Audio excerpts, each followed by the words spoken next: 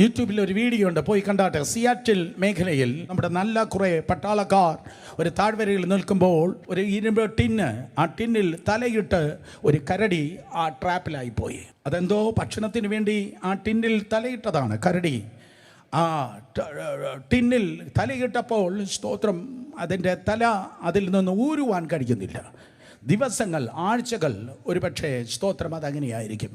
അതങ്ങനെ കുടുങ്ങിപ്പോയി ആ ഇരുമ്പ് ടിന്നിനകത്ത് അല്ലെങ്കിൽ പാട്ടയ്ക്കകത്ത്.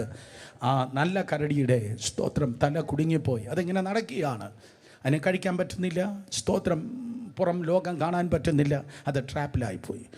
എൻ്റെ വീഡിയോ പട്ടാളക്കാർ എടുത്തു. ചില പട്ടാളക്കാർ ധൈര്യശാലികൾ അതിൻ്റെ അടുക്കിലേക്ക് കടന്നുപോയി. സ്തോത്രം അതിനെ എങ്ങനെയോ പിടിച്ച്, ഐ ഡോണ്ട് നോ അതെങ്ങനെ സംഭവിച്ചെന്ന്, എങ്ങനെ പിടിച്ചു എന്ന് എനിക്കറിയത്തില്ല.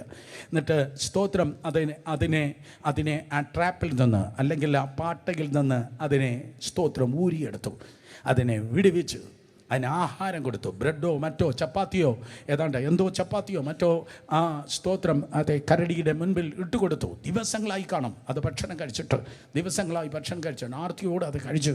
ഏറ്റവും വലിയ സ്തോത്രം കാര്യമായി എനിക്ക് കണ്ടത്, എന്നിട്ട് അതിനെ പോകാൻ പറഞ്ഞിട്ട് അത് പോകത്തില്ല. സ്വതന്ത്രമായി കാട്ടുകരടിയാണ്, പോകാൻ പറഞ്ഞിട്ട് അത് പോകുന്നില്ല. അത് വിടുതൽ പ്രാപിച്ചു. നല്ല ശമരിയക്കാരനാകുന്ന കർത്താവ് കയ്യിലും കാലിലും തലയിലും സമ്പത്തിലും പിള്ളേരിലും ഒക്കെ കെട്ടുകളുമായി ബന്ധനവുമായി നിങ്ങൾ ജീവിക്കുന്നുവെങ്കിൽ വിടുവിക്കുന്നവൻ വന്നിട്ടുണ്ട്.